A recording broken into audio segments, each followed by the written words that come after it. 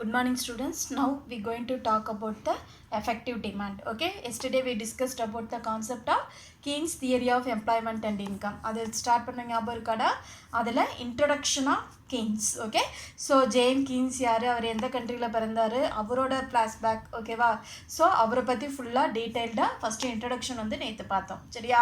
So அவரோட point of வியூவில், okay, JM கீன்ஸோட point of வியூவில் how he can formulate the theory of employment and income அப்படிங்கிறத தான் இன்றைக்கி ஃபுல்லாக நம்ம டிஸ்கஸ் பண்ண போகிறோம். சரியா? ஸோ எஸ்டர்டே நம்ம ஜேபிசிஏவோட லா பார்த்துட்டா, இன்றைக்கி கான்ட்ராஸ்டாக யாரோட லா பார்க்க போகிறோம்? ஜேஎம் கீன்ஸோட theory of employment and income. ஓகேவா? ஸோ அந்த தியரி ஆஃப் எம்ப்ளாய்மெண்ட் இன்கம்மை கீன்ஸ் எந்த கான்செப்டை வச்சு எக்ஸ்பிளைன் பண்ணியிருக்காரு அப்படின்னா எஃபெக்டிவ் டிமாண்ட். என்ன கான்செப்டா? Effective demand. ஓகேவா? ஸோ இந்த எஃபெக்டிவ் டிமாண்டில் நம்ம 3 கான்செப்ட் பார்க்க போகிறோம். அக்ரிகேட் டிமாண்டுனா என்ன, அக்ரிகேட் சப்ளைனா என்ன, அது ரெண்டு இன்டர்செக்ட் ஆகிற பாயிண்ட்டை எப்படி எம்ப்ளாய்மெண்ட் வந்து இன்க்ரீஸ் ஆகுது அப்படிங்கிறது தான் today we can thoroughly studied. ஓகேவா? First of all effective demand அப்படின்னா என்னென்னு பார்த்துக்கோங்க. Okay, so the starting point of Keynes theory of employment and income is the principle of effective demand. Okay, so கீன்ஸோட தியரியில் starting தியரியே எதுலேருந்து start ஆகுது அப்படின்னு பார்த்தீங்கன்னா எஃபெக்டிவ் டிமாண்ட். சரியா? ஸோ இந்த எஃபெக்டிவ் டிமாண்ட் அப்படிங்கிறது it denotes money actually spent by the people on products of the industry. Okay, so effective demand அப்படிங்கிறது people earn பண்ண மணியை, okay, suppose we are the நம்மெல்லாம் என்ன பண்ணுவோம், நம்ம earn பண்ண மணியை இண்டஸ்ட்ரீஸ் ப்ரொடியூஸ் பண்ணுற ப்ராடக்டை வாங்குறதுக்காக ஸ்பெண்ட் பண்ணுவோம் இல்லையா? So the spending amount we described as the effective demand. Okay, so the money which entrepreneurs receive is paid in the form of rent, wages, interest and profit. Okay, so entrepreneur என்ன ஃபார்மேட்டில் அதுக்கு பே பண்ணுறாங்க? ரெண்டாக பே பண்ணியிருப்பாங்க, வேஜஸாக பே பண்ணியிருப்பாங்க, interest அந்த factors of ப்ரொடக்ஷனான 4 reward பேமெண்ட்டாக என்ன பண்ணியிருப்பாங்க? பே பண்ணியிருப்பாங்க. சரியா? ஸோ அதை யார் ரிசீவ் பண்ணியிருப்பா? கன்சியூமர். நம்ம ஃபஸ்ட்டு கான்செப்டில் 2 செக்டார் மாடலில் பார்த்தோம் இல்லையா? ஹவுஸ் ஹோல்டு ஃபோம் அந்த மாதிரி. ஓகே, ஸோ ஹவுஸ் ஹோல்டு என்ன பண்ணியிருப்பாங்க? தட் மீன்ஸ் பீப்புள் அதை ரிசீவ் பண்ணி அவங்களோட இன்கம் என்ன பண்ணியிருப்பாங்க? இந்த ப்ராடக்ட்டுக்காக ஸ்பெண்ட் பண்ணியிருப்பாங்க. So that demand we described as the effective demand. So effective demand is equal to the national income. அதனால் effective demand எதுக்கு ஈக்குவலாக இருக்குண்டா? நேஷ்னல் இன்கம்க்கு வந்து ஈக்குவலாக இருக்கும். ஓகே, ஸோ அது இன்னும் தெளிவாக சொல்கிறேன் பாரு. Suppose increase in aggregate effective demand. Okay, so AED அப்படிங்கிறது அக்ரிகேட். அக்ரிகேட்னா ஆல்ரெடி சொல்லியிருக்கலடா, டோட்டல். அக்ரிகேட் அப்படின்னா என்னது? டோட்டல். ஓகேவா? ஸோ நல்லா யோசிச்சு பாரு, ஒரு கண்ட்ரியில் டோட்டல் டிமாண்ட் இன்க்ரீஸ் ஆச்சு அப்படின்னா, ஓகே, ஒரு கண்ட்ரியில் டோட்டல் டிமாண்ட் இன்க்ரீஸ் ஆச்சு அப்படின்னா, ஸோ குட்ஸ் அண்ட் சர்வீஸுக்கான டிமாண்டு என்ன ஆகும்? இன்க்ரீஸ் ஆகும்.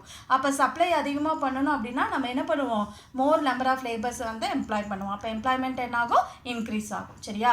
அப்போ இன்க்ரீஸ் இன் அக்ரிகேட்ஸ் என்னது? Demand would be leads to the increase in employment. கான்ட்ராஸ்டாக ஒரு கண்ட்ரியில் அக்ரிகேட் டிமாண்ட் டிக்ரீஸ் ஆச்சுன்னா என்ன ஆகும்? It creates unemployment. டிமாண்ட் குறைஞ்சிருச்சு, அப்போ குட்ஸ் அண்ட் சர்வீஸ் நம்ம ப்ரொடியூஸ் பண்ணுறது என்ன ஆகும்? டிக்ரீஸ் ஆகும். அப்போ ஆட்டோமேட்டிக்காக என்ன கிரியேட் ஆகும்? அன்எம்ப்ளாய்மெண்ட் ப்ராப்ளம் வந்து கிரியேட் ஆகும். சரியா? So total employment determine with the help of the total demand. அப்போ டோட்டல் எம்ப்ளாய்மெண்ட் அப்படிங்கிறது எதை டிபெண்ட் பண்ணி இருக்குமா? கண்ட்ரியோட total demand. Total demand increase ஆனால் எம்ப்ளாய்மெண்ட்டும் இன்க்ரீஸ் ஆகும். டிமாண்ட் டிக்ரீஸ் ஆச்சு அப்படின்னா எம்ப்ளாய்மெண்ட்டும் என்ன ஆகும்? டிக்ரீஸ் ஆகும். சரியா?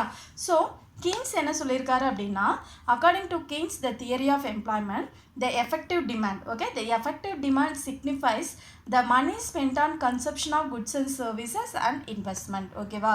ஸோ நம்ம டோட்டல் மணியை எவ்வளோ குட்ஸ் அண்ட் சர்வீஸ் ப்ரொடியூஸ் பண்ணுறதுக்காக, தட் மீன்ஸ் கன்சப்ஷனுக்காக நம்ம யூஸ் பண்ணுறோம், எவ்வளோ வந்து இன்வெஸ்ட்மெண்ட்காக யூஸ் பண்ணுறோம், அந்த ரிலேஷன்ஷிப்பை வச்சு he can formulate the theory of என்னது?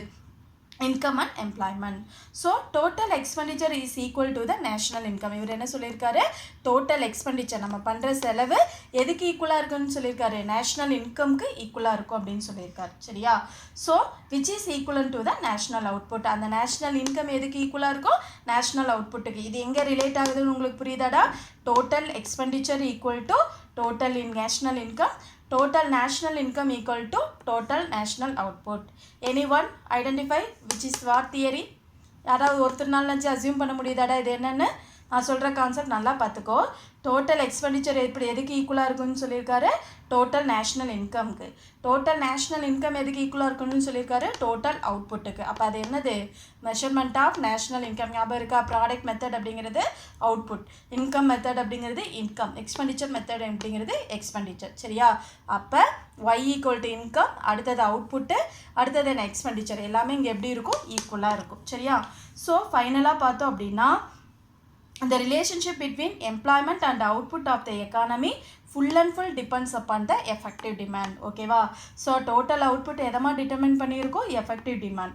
ஸோ அந்த எஃபெக்டிவ் டிமாண்ட் எதனால் இன்க்ரீஸ் ஆகும் அப்படின்னா aggregate demand and aggregate supply. Total டிமாண்டும் டோட்டல் சப்ளையும் இன்க்ரீஸ் ஆச்சு அப்படின்னா நம்மளோட எஃபெக்டிவ் டிமாண்ட் என்ன ஆகும், இன்க்ரீஸ் ஆகும். சரியா?